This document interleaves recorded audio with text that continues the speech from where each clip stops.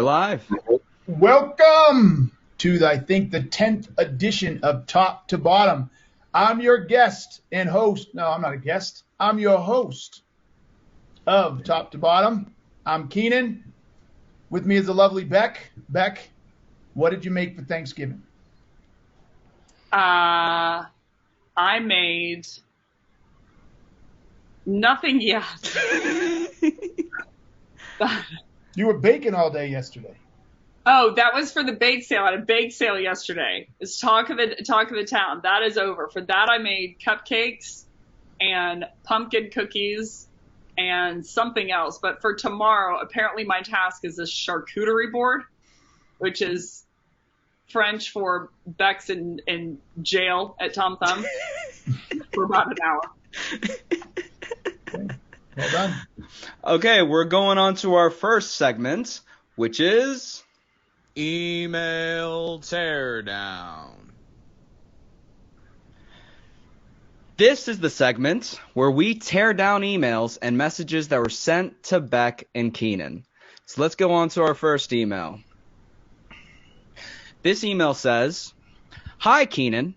The purpose of me reaching out to you is that we just launched our Gesture for Partners initiative that gives you the opportunity to engage with your employees and customers at no cost. You will receive exclusive benefits such as free monthly gestures to reward your employees or customers, as well as discounted pricings on all of our products. Again, I want to reiterate that to become a brand partner, it is zero cost and provides a ton of benefits to your employees and customers. Can we start with a 15-minute conversation, or can you connect me to the right person? In the meantime, feel free to read more about our brand partnership in this link. Look forward to hearing from you. Thanks." Keenan, what do you think about this email? I don't even know where to think. I don't even know what the hell it is they sell. Talk, I think the word was talk more with my partners and employees. What does that mean, talk more? I talk to them every day on Zoom. I talk to them every day in email. I talk to them every day in Slack. I literally have no idea what this person is selling. I have no idea why I should care. I have no idea what they're, even from a product perspective. Never mind a problem-centric perspective, but a product perspective, I have absolutely no freaking clue what I'm supposed to do with this. And when they put in partners and then gestures, what the fuck is a gesture? Like, that's a gesture. Do I have to pay for those? Is it like, I'm clueless. It was one of the worst emails I've ever read. I don't understand the offer to ask ratio. I don't understand what the asking is even. What are you offering me? I have no idea what you're offering me. I don't know what problem you're trying to solve. I guess they created intrigue, but it's really not intrigue, it's confusion, because I'm not intrigued in what they're offering, I'm confused. So it's bloop, I deleted it. Well, what about you, Becc? What do you think about this email? Yeah, so I agree with everything Keenan says. I mean, the line that really sticks out to me is they say it gives you the opportunity to engage with your employees at no cost. And to Keenan's point, the first thing I'm thinking is, okay, let's put aside for the fact does he have the problem would be dependent upon the scale of employees that he has, which, you know, you'd arguably have to get him to like 500-600 to where you'd struggle with that. But I'm like, what do you mean? So I can talk to my employees at no cost? I can talk to them now at no cost. Second thing I ding in here is, to Keenan's point, if I had to guess why there's intrigue, is she says, hey, I want to reiterate, to become a brand partner at zero cost, it will provide you a ton of benefits to your employees. So this full benefit-centric selling at best, but she doesn't actually list out any of the benefits. So I think, kind of to Keenan's thesis, if you're going to go product-centric and you're going to go benefit-centric, which is in no way, shape, or form a good idea that I would recommend. It's kind of like, at this point, I'm like, if you're going to drink, I'd rather you drink in the house. I'm like, if you're going to do that, at least make it understandable to him, that he understands what your product does, which I walk away from this email just with a giant question mark on it. Okay, on to the next one. This is a message to Becc. It says, staffing needs. Hey, Becc, I do hate to be one of these people, but I wanted to reach out as I'm an accountant manager for blank, which is a national staffing firm. To be fully transparent, I'm hoping to schedule an introductory meeting to virtually connect and talk through the potential of partnering with you on your staffing needs now or in the future. If you are open to a quick discussion next week, I'd love the chance to introduce myself. Becc, what do you think about this message? Transparent. I'm only going to hit like one small piece in here. I've seen a lot of people do this, like full disclosure, this is a sales call. Full disclosure, this is a sales email. If somehow they're being like cathartic, like relinquishes their responsibility to actually research you. I'd call it like catharsism. Like, hey, this is a sales email. I'm like, I love the honesty, but this email is of zero value to me. Number one, staffing. What about you, Keenan? What do you think about this message? I'm going to harp over this over and over. The offer to value ratio. Offer to ask ratio. Everybody's email asks for something. So what are you offering? I have no idea that if I give you 15 minutes, what I get for that. And that's how it should work. Huh?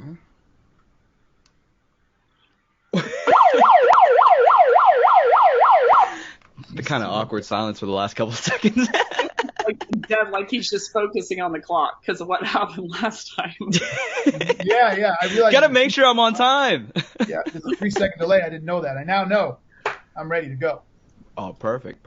Okay, on to the next segment, which is Sales Mythology. This is the segment where we demystify common myths in the sales industry. So the first myth is when you're selling, the only thing you're asking your buyers to do is to give you money. Keenan, why don't you start us off? Wow. So now she doesn't defer. She jumps the gun before you even ask and starts directing you. She starts directing you. No, I was just pointing at the great fan. Oh, yeah. I just thought people might like the fan. Mm-hmm. Yeah, because it's going to blow around the bullshit that's floating in there. Okay, so read it again. I got so distracted with this. No worries. It's when you're selling, the only thing you're asking your buyer is to give you money. So people believe that? Yeah, that's the myth. No, that's dumb. I wonder who believes that. Like I almost want to call the question as a myth. Like who believes that to give you money? That's just dumb. Look, sales isn't always about giving money, by the way, either. Right? There are people, there's bartering, there's getting people to see your voting. We just finished voting. Voting is sales. What do you think all those people were doing with all those political ads? That's selling. If you can't figure that out, I don't know what to tell you. So of course it's not all about giving money. But if we were to broaden the myth, it's the idea that a sales transaction is about money. I'll answer it that way, and I'll still answer it no. Money is just the consideration that transpires that, I guess you could say, measures the value of the transaction, the value of what I've built versus what you're going to get. Money is just a metric. Look at that. Look at you go, Becc. Money is just a metric that validates the value of the transaction. At the end of the day, it's not about the money, right? It's does the person who has something to get done as a problem, is that problem being solved, and are they now enabled or capable of getting what they want, doing what they want, delivering on what they want, achieving what they want because they gave you money for your product or service to change their environment for the better. That's what it's really all about. So it's 100% a myth, and it makes no sense to me. What about you, Becc? What do you think? Yeah, so I'd add to what Keenan was saying. What you're really asking them, I would say there's a whole bucket of other things that you're asking for them to give up.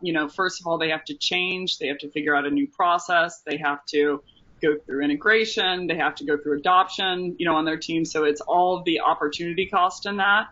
But the biggest thing, I don't know if anyone's come across it who's listening, but I've been recently reading The Jolt Effect with Matthew Dixon, and he talks basically about the two cohorts of people who didn't move forward, and that there's people who are status quo, meaning they adamantly said that they're not going to move forward because of this reason. And then there's the big bucket of indecision. And what he found is actually the majority of deals are lost to quote unquote indecision. And that the most marquee, like crippling line that they'll give you as a lagging indicator is, I'll just think about it. And what he uncovered is the majority and the lion's share of what people are evaluating when they're in indecision mode is they're solving for a problem at this point that they weren't able to solve for successfully yet. And I think the big thing that's on the line is they're wondering whether they're going to be effectively able to solve the problem with what you're saying. So like status quo is just the beginning of like that there's a big enough gap that they need to solve for it at all.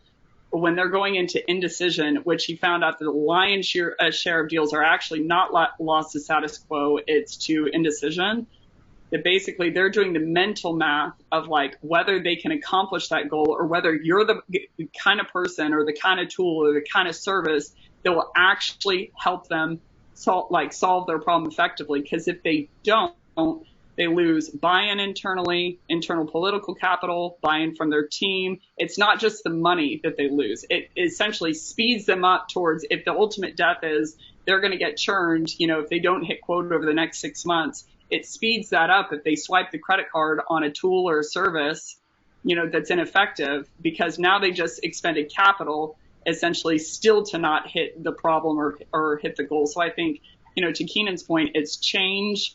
It's the whole process behind that. But the marquee thing in their mind that they're wondering is, are they going to be able to be successful to solve their problem, with your service based on the knowledge that they know, because they know that you don't know even enough about their problem. So how could you know how to solve it using your tool? Okay, so two things. One, I'm going to go get Jolt Effect. That was sold me. But two, I don't know how he addresses it in Jolt Effect, but he just basically wrote, your description was a dissertation on why root cause and gap selling is so important. If you actually understand the root cause and your buyer buys into the root cause, and you can position your product or service as a way to directly eradicate those root causes, you remove the indecision piece away. Every time someone else comes with something new around selling, it just revalidates the core concepts of gap selling. Sorry, plug, but I'm even happier now. Yeah, so like the 4 letters, and he goes into like judging the indecision of like why it's happening, like how you can essentially overcome it. My perspective is how you overcome it is they're thinking that they're going to be based on how their knowledge on how to use the tool, right? And they're self-assessing, like, I know a lot about my problem, maybe not necessarily the root cause, and they may have not identified it correctly, but they're not positive that they can actually like use your service to be able to do it. And they know that they have to be banking on their own information, because you as a sales rep haven't established expertise enough to even know their problem. So they're like, I'm going to be left with this, like it reminds me of this, and I'm going to sum it up with this, but it reminds me of this when I was like probably around 11 or 12, I was at the state fair with my mom, and we were sitting down, and I would always get these flyaway hairs when I was playing soccer. And there was this booth that was basically a scrunchie that could do away with the flyaway hairs. And they said, let me show you how to put it in. And my mom was like, pay attention so that we know how to put it in your hair when we're at home. So we pay attention. We wrote down steps, and we get home and we couldn't put the scrunchie in. So the purchase was useless because we didn't know how to use it. So I think that's what buyers are mainly overcoming. And the gauntlet that he doesn't go into the book, but I'm just thinking through this, when they're coining indecision as they told you that they're going to move forward, but then they ghost you. Like they basically don't come back. And I'm like, it's because they have to go through the gauntlet of procurement, legal, internal buy-in. So it raises the stakes in their head of how much they're going to lose internally from the political capital perspective right before you're getting them to walk down the aisle. So it's just paralyzing, to the person if they're not confident that you have more information, expertise, perspective than they do. Okay, so on to the next sales myth. We'll pick a short one. Prospects don't pick up or respond on Friday afternoons. Becc, why don't you start us off on this one? They do, and they do better. Like 4x. They do, and they do better. Better? Yes. Okay, Keenan, what do you think? Do you agree? Yes. All right. I mean, I just don't. I don't, out of fairness, yeah. So someone here, I'm going to do a Becc. Someone show me the data that says people don't pick up at 5 before in Friday afternoon. Show me that data, and you got my attention. What I'll say a step further, and I'm sticking to this. People just don't pick up very much at all, period. And it's only getting worse. And it's not just a business phenomenon. It is a personal phenomenon. The fact that we have been inundated with cold callers and those stupid telemarketers, right? The fact that our phone now tells us who it is. The fact that people don't even know phone numbers anymore. They don't even know phone numbers. Like, I don't know my kids' phone numbers. I know one because it's so simple. But I don't know any of my kids' phone numbers, right? So the cultural concept of picking up the phone is being completely turned on its head. And so so do they pick up the phone on Fridays? Probably just as much, but that's the worst question. Are we picking up the phone less, and less? And I think that is really what's happening, and that's what you should be focused on. Yeah, the general rule of thumb with sales reps, what they say is like, oh, well, prospects are on Friday, they just don't pick up the phone because they're busy. But I'm like, Keenan, when do you have more internal meetings? Monday morning, Tuesday morning? Yeah, Monday, Tuesday, Wednesday, Thursday. Yeah, Friday, man, I block my whole Friday off to go do stupid shit. Totally. And it's our buyers too. And like most reps are making their dials too, Monday, Tuesday, Wednesday morning. Yeah. So it's like you're competing with more people and people internally, but Friday afternoon, they're just looking for the one last thing to do, that makes them look like they're working. Actually Ryan Scalera just said that they have their best days on Friday. Yeah. Then jump the gun. Don't you dare. When you jump the gun, I should kick your ass. Yeah. I was picking it up and I accidentally pressed the button. That was my bad. Okay, on to the next segment, which is Take it or leave it. My favorite part of this. Yes, this is the segment where I introduce common sales tactics, and Keenan and Becc let us know whether they would take it or leave it. So the first one is asking for a decision maker in the first call. Becc, why don't you start us off? Leave it. Leave it. All right. Leave it because it's disrespectful. It tells the person basically you don't want to talk to them. It jumps the gun, and the number one way to break trust with anyone in general, statistically, is to circumvent them. And so you're doing that right off the bat, telling them they're not good enough. So leave it. All right, what about you, Keenan? Take it or leave it? 100% leave it. For all the same reasons. It's just a slap in the face. And it provides no value to them. Your first meeting needs to be so valuable to them that they want to keep talking to you and asking who the freaking buyer decision maker is not valuable to them. They already know who it is. Okay, the next one is going to be telling things to your prospects during discovery. Keenan, what do you think? Take it or leave it? Ooh, that's a good one. I'm going to take it. I am shocked. Care to explain?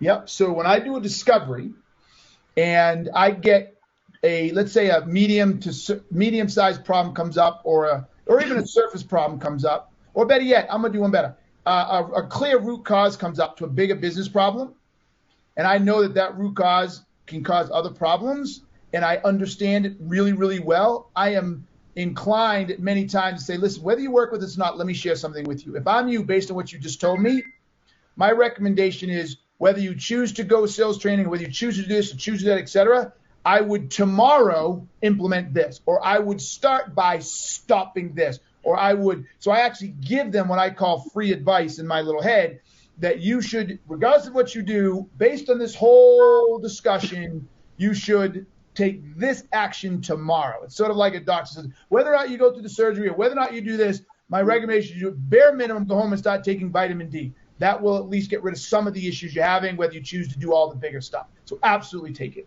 Why are you doing that, out of curiosity? To help the buyer. I recognize it's an opportunity to help the buyer and let them know that there's some things they can do they don't need to pay for. And then if I'm selfish, I understand the credibility that comes with it and what I get for giving that to them. Mm-hmm. Okay, what about you, Becc? Take it or leave it?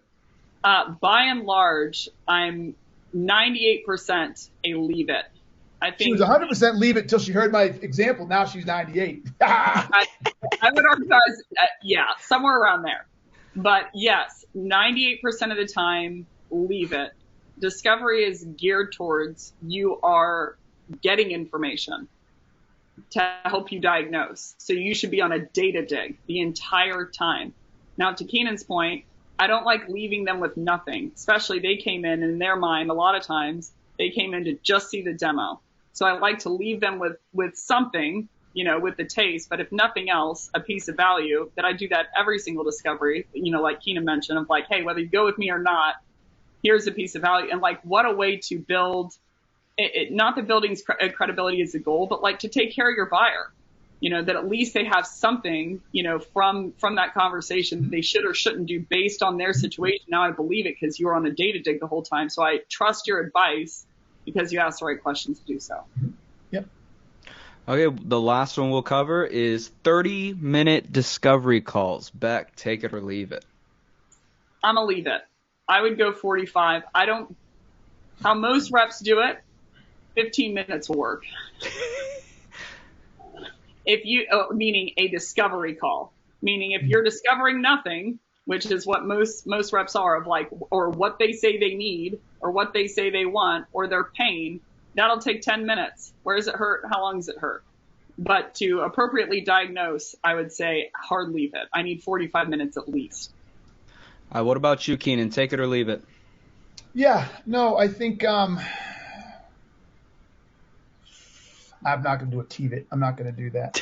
I see him behind his eyes. I was like, yeah. So I'm gonna take it with the asterisk that the length, nothing should ever be less than 30 minutes. But I'm sure there are certain things people sell where it's not that complex, and you can do a good discovery in 30 minutes. And as you get better at it, and you've properly filled out your pick, you probably filled out your pick, you can get to the problems faster as you get better. So I'm going to take it, but with an asterisk. I like 45. We asked for 45 here. You asked for 45? Oh. Okay, well, we're on to our next segment, which is The Inbox. Now, this is my favorite. This is my favorite segment. You get to pick up the actual mailbox. 100%. The mailbox is open. But this is the segment where Becc and Keenan answer questions from our audience. Let me...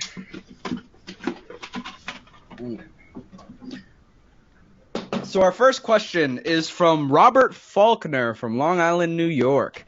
How do you convince salespeople to adopt problem-centric selling, especially in industries where relationship selling is dominant? P.S. I'm in the construction industry where a lot of the times personal connection is more important than even price. Keenan, what do you think? I think the first problem with that question is it suggests it's binary, and that I'm saying that you shouldn't be able to, quote unquote, build a relationship as you define it if you problem-centric sell. It's just the other way around. If you're a really, really good problem-centric seller, you by default create a relationship around credibility, not likability. Now, here's the downstream effect of that. If you're super credible, generally speaking, you're liked. And if you're not liked as an individual who have a beer, you're liked as a valuable resource to help them do their job. You're liked like a genie, like you get me whatever I want whenever I rub the genie bottle. So the idea, I think the first thing is that my construction worker friend needs to understand is this is not binary. If you can position yourself as a subject matter expert and you understand the problems and issues that a contractor deals with or that a designer deals with or whatever, and whatever your product or service can solve those in an efficient, effective way that makes their life easier, and you understand where it happens and how it happens and what the root causes are, et cetera, they're going to love you. So everything you need in the construction industry is going to be magnified by 1,000 if you problem-centric sell. Mm-hmm. And what about you, Becc? What do you think? Yeah, for adoption, I would guess, we don't have him here on the line. The reason he's asking is I would guess he leads a team because, struggling with adoption, it usually means you're leading a team, you're struggling to get them to adopt. Now, if it's the acumen piece, I would read Gap Selling into Oblivion, watch every single podcast, and orient myself around problem and pain. and like figure out the difference between the two. If you're struggling for your team to adopt and you're a rep, I would say, let the results speak for themselves. What they're optimizing for at the end of the day is close one business. So get in the room, do your thing, problem-centric sell, you outrun them, and all of a sudden they want to know, how did you do that? Because it's helping, like, your numbers are higher. So that's how I usually drive adoption, is by showing people, essentially from the leaderboard, that it works. Okay, on to the next question. Wow. Which is, are in there. Huh? There's a whole pile of them. It's crazy. Okay, this one is a short one. This is from Thomas Brown from Montgomery, Alabama. Alabama. How can salespeople become less sensitive to the vast amount of rejection that we receive on a daily basis? Becc, why don't you start us off first? Shift your goal. Your goal should be to diagnose and then to give them options to solve it based on what you know. When you shift your goal to that instead of selling them something, you don't get rejected. You get rejected if they buy and it doesn't work, right? So rejection is only relative to your goal. So I'd say shift your goal to diagnosing their problems, and then you don't see it as a loss. Jordan Peterson actually talks about this, that you can't have a positive without a negative side effect of like, I go out and party, then I feel like crap the next day, unless you have a goal. So if your goal is, to like, I don't know, be on a film for skiing, then like all the things that you do don't necessarily have negative retribution. So I'd say if you shift your goal, to solving their problems, all of a sudden you won't get them to close down as often, and you also won't get rejected, because the rejection looks a lot different. It's if you solve for it incorrectly. And what about you, Keenan? If you can't get rejected if you're not trying to push something of yours. Yeah. So if you're trying to push your product, you're trying to get, push your thing, that's rejection. If you're trying to help somebody and they don't want your help, that's not rejection of you, right? So stay focused on trying to help somebody, and if they don't want your help, then that's not your stone. You're not being rejected. You try to get someone to buy your product, and they want to buy your product or go out with you, then yeah, you're being rejected. So it all stems from your intention. That was nice there. On a side note, I don't think doctors like sweat it after they prescribe, like, hey, did that person get the medication and take the medication? They don't do a follow-up hoping and praying that the person, bought the medication. Yep. By the way, Keenan, that was as an apology for cutting you off earlier with the siren. Now on to the next segment, which is the challenge. This is the segment where Keenan and Becc break down a challenging subject within the sales industry. And now today's challenge is how to challenge a misdiagnosis. Becc, why don't you start us off on this one? I saw the pointer coming up. I had to put it in before. So you saw the preemptive pointer. He's got to win credibility back with Keenan. So the first step of challenging a misdiagnosis is you would have to understand what they've self-diagnosed.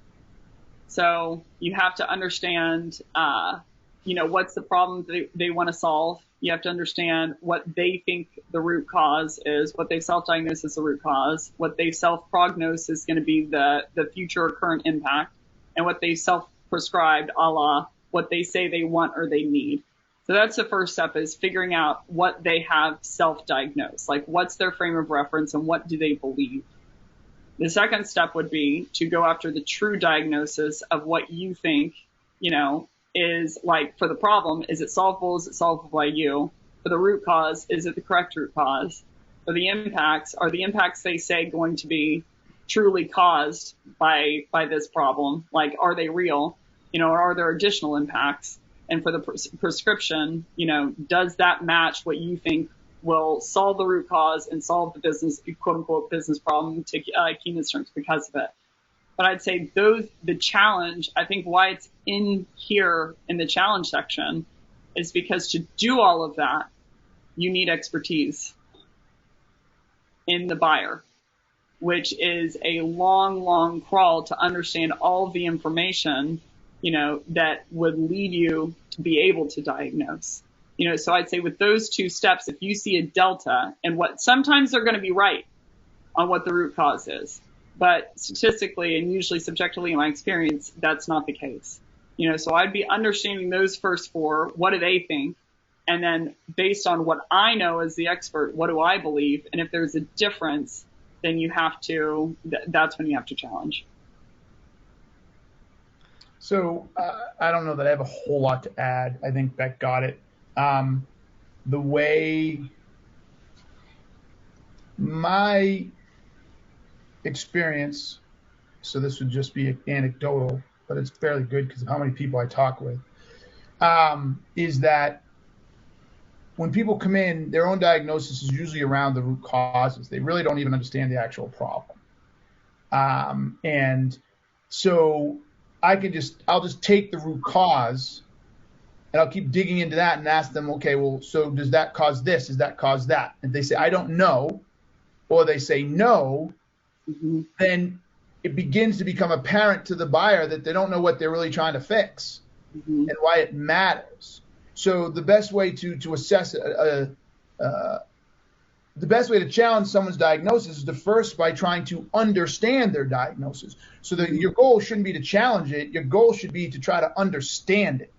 And so if you're trying to understand their assessment and their diagnosis, and you come up with an alternative outcome or alternative thesis, for lack of a better word, I don't even know what to say that, right? An alternative thesis, I guess, alternative opinion, then you two can discuss those pieces there. So the challenge comes in, you diagnose it this way, but based on what you told me, I see it this way. What am I missing? Right? So I'll tell you really quickly, I did this with a giant, I obviously didn't win this business because I really upset her, but this giant Fortune 100, Fortune 50 company, and I was with their global head of enablement, and she kept saying to me that the problem was that her sales team could not have a business conversation with the business side of the house. And she said that they're seeing more and more deals move out of IT, because it's an IT company, right? Just think major hardware provider, hint, hint. And that more and more of the buying was being done on the business side of the house. And she said the problem is, and she wanted us to come in and help her team have these conversations. And I was like, great, we're really good at that. But how do you know that's a problem? And she said, well, because every time they try to talk to them, they don't, and they go right back to IT. They don't go to find them. I said, well, have you seen a decline in revenue? Right here. That's how you do it. What she was describing was a root cause. I said, well, you're seeing a decline in revenue. No. Are you seeing a decline in the average time to close? No. Are you seeing a close in your conversion rates? No. And then a lot of them was, well, I'm not sure. I don't know what those numbers are. I said, then how do you know that's a problem? Literally, how do you know that because they can't talk to the side of the house that that's a problem if none of the key indicators are being affected? Are you concerned it will start to trend that way? And she's like, well, I don't know. So that's how I do it, is I just start asking the questions to try to understand how they got there. And then based on what the information they give me, I just play it back to them to see why they're not getting to the same place that I am. There was a very recent example of what you're talking about. Someone came in last week, and I noticed a change in me. They came in and they said, "Hey, you noticed a change in what? In me." Oh, okay. And like the gravity or how detailed I was, whenever I was in the conversation. They said like, "Hey, I came in because I wanted to see if you teach social selling, like how to." So my gut instinct is like, hell to the no. I don't teach social selling. Like, they're like, how to brand on LinkedIn, how to yada, yada, yada. And the old me would have said like, no, you need to defer them to someone else. But then I started digging into, I'm like, okay, why do you think that you need a social, like that's a self-prescription. Why do you think that you need a social selling class? I think out of just like a little bit of annoyance, I would have just deferred to someone who's social selling. So why do you think you need social selling? They said, well, because we don't have enough a pipeline, for Yeah, you knew that's what it was about. Yep. whole definition process with them, and I find out that basically their SDRs are booking, they only have 2 of them, and they're booking 45 meetings with a 35K ASP on outbound per month. They're killing it. So what they need, essentially, from my perspective, after I did, a complete diagnosis, and she was like, I want my AEs to start imitating what the SDRs are doing. And I'm like, well, who do they roll up to? And I understand that it's a problem of basically they're booking too much pipeline for their AEs. Their AEs don't feel like they need to self-prospect. So I'm like, any class for those AEs, certainly on social selling, is not going to make them go, oh, you know what? I need to prospect and I need to get back in the tank. So to your point, like when someone comes in and they say, I need something or want something, it is your moral obligation, even if you're like, hey, out of deference, I should just give this to someone else, to challenge that, to understand, I'm not going to give this into someone else's hands because they're just going to sell it to them and then they wouldn't be any further towards their goal. Mm-hmm. So what's interesting about that, though, is how do you think they should have, what problem do you think they had? Or let me phrase it differently. What could they have done to solve that problem? To get the AEs to start self-prospecting, you would have to start with senior leadership. So I basically asked them, I was like, 45 meetings a month is a lot. What are you doing? And I started diagnosing. I'm like, you're actually lethal at pipeline. So I'm like, to get the AEs to adopt that, I'm like, they don't have any problem because they're past quota. So I'm like, not in a million years. Okay, so what should they have done? That marketing leader, I'm like, you can't do anything. No, the organization. What should the organization do? You could ascertain basically a self-prospecting quota is what you could do to get them to start. Yeah, you could. But sometimes the question's even more right in front of you, Becc. They need to hire more AEs. That's a good point. Right? I mean, like sometimes we get too wrapped up in our own world. That is a really simple one. The minute you hire 2 more AEs, now they have 50% of the they're now forced to prospect because they hire more AEs. The other way you could solve for it is, and LinkedIn does this basically, they have a self-source quota, and if they don't hit the self-source quota, then they're for the month in terms of outcome and inputs of how many emails they're sending, calls they're making, they rip away the inbound pipeline from them. Like you get no more marketing support and SDR support for the next, I think it's 3 or 6 months. Yeah, that's dumb. You know what we do. You know what we do internally. Like you get paid 3 times more for an outbound lead that you close than you do for an inbound. Mm-hmm. That gets people's attention. But what's great about it is it's almost like, I'm sure someone's going to get mad at me when I say this, but it's almost very much like the U.S. Checks and balance system, right? This is a really good check and balance. If I pay you 3x more and you start creeping to try to make that happen, yeah, you may make a little more money, but if you're not making your quota, you're going to start paying more to the inbound. But if you're doing all this inbound stuff and you realize, okay, I'm making my quota, but not making as much money, so what you find is they go like this, then they go like this, and then and boom, right in the middle. It just settles in the middle where there's a decent mix of both because they can make more money, etc. That was timed perfectly, Keenan. Okay, on to our last segment, which is the rant. So this is the segment where Becc and Keenan share with us their closing thoughts and just tell us what's on their mind. So Becc, why don't you start us off? What is your rant? Yeah, my rant's actually going to be pretty short. Are you sure? Yeah. That was a big one. It was a good one, but it was big. So my rant is you should always, in my opinion, if you're going to be in sales, if you're going to decide to be in sales, you should decide to be in the business of having your buyers back and doing everything for their best interest. Period. So if you look at a solution and you're like, net, and I get what they said and what they're asking for or whatever, and morally, you look at that situation and you're like, this is not net in their best interests. If it were me, I wouldn't do this myself. Then you should walk away. That's it. That's my rant. All right, Keenan, what is your rant for today? I was going to take it from a rant out of anger, but it's Thanksgiving, so I'm going to take it out of a great perspective of grace and help. I'm saddened every day to the point where it then makes me angry at how little committed we all are.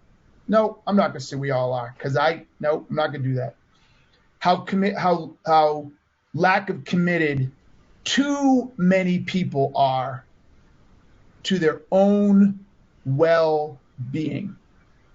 And what I mean by that is, I don't mean people don't want to run around and live a good life and they're not doing things that make them feel good in the moment.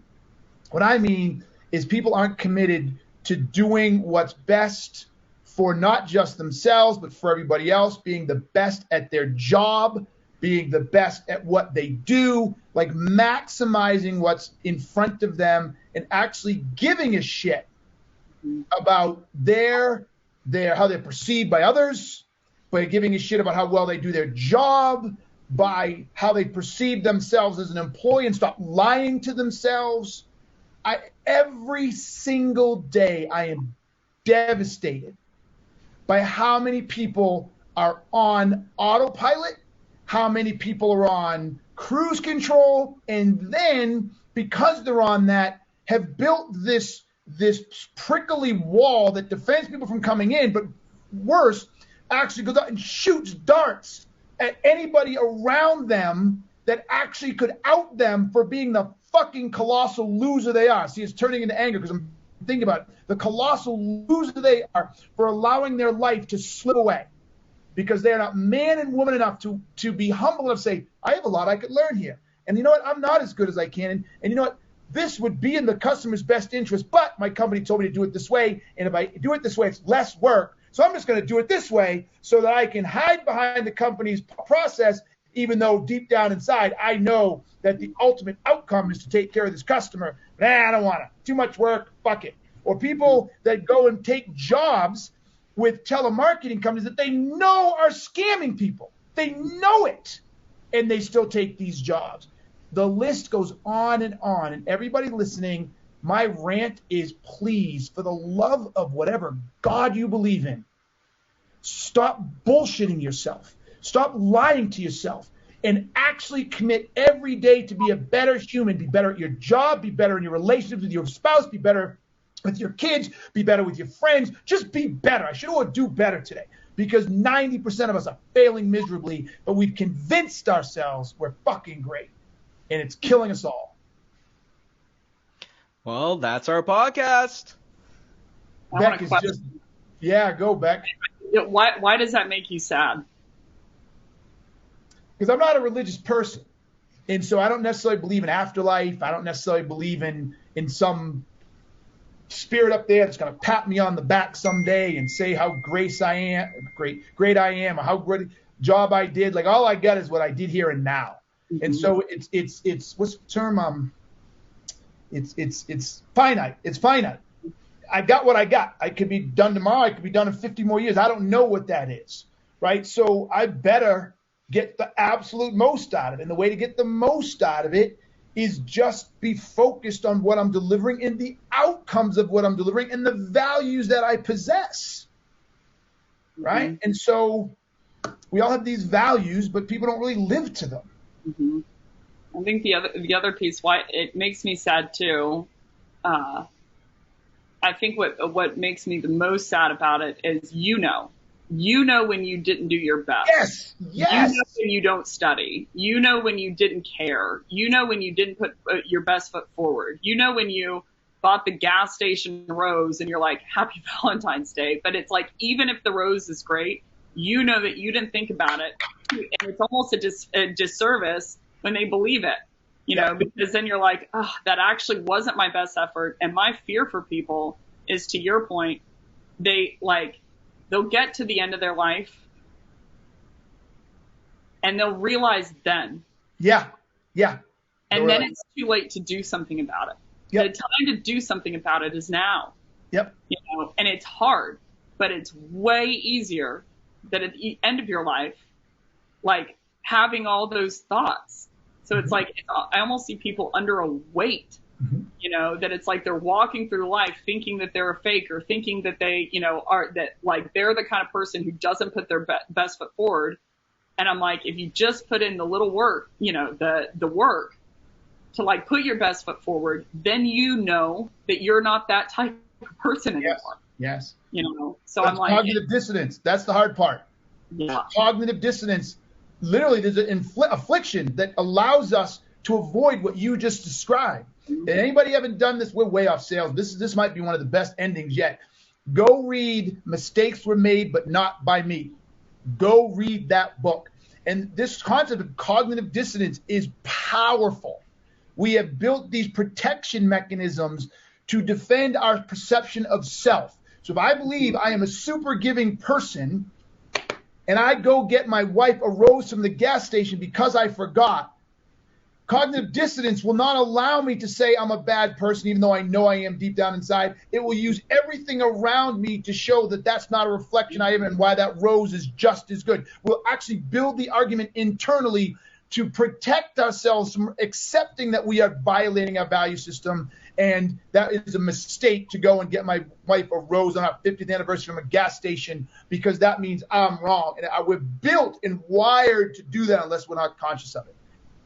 I think one of the smartest thing about what you said and that whole first thing is allow the people to come close to you, let them in, the kinds of people that will call you out and will tell you, don't hire yes men, but don't hire yes men in your life that won't say anything when you're acting like a jerk and won't say anything whenever you were lying and they knew you were lying and like surround. I think that's the first step is allowing people to get close to you, because you're like, if they get close to me, then they'll get to know me and they can, you know, call this stuff out. It's like, that's the best service, the best beret. It's like, let those people in, because then they'll help you. They'll expose for you and out of love. You know, like, here are the things that you did wrong so you can make them better. So I think it's brilliant. Happy Thanksgiving, everyone. What's your favorite Thanksgiving food, Keenan?